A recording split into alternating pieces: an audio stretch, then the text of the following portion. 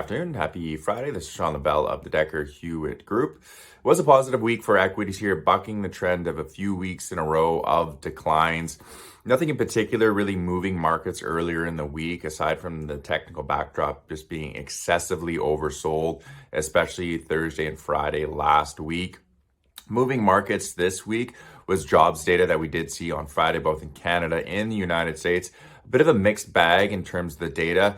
Keep in mind that we're in the backdrop right now where bad news is good news for the market, as it simply implies that Federal Reserves around the world can be a little bit less aggressive in terms of those interest rate hikes. It would mean that their policies are beginning to flow through into an economy that is currently running quite hot. Well, in Canada, we saw the the jobs growth come in about 1,000 more than expectations. Expectations were for 20,000. Came in at just over 21,000. Meanwhile, in the United States, the jobs number did miss slightly, but the unemployment rate ticked lower once again, coming down to 3.5% from 3.7%. So the backdrop just remains a little bit noisy and mixed. Encouragingly, though, you do see that jobs data coming down quite a bit month over month. There's a really good chart in this week's Market Watch Weekly that illustrates just the job gains month over month.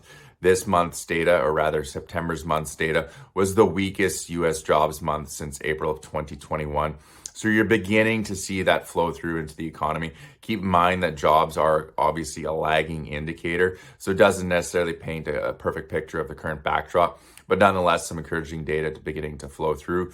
Otherwise, this Market Watch Weekly just focuses again on this ongoing conversation that a recession may be on the horizon.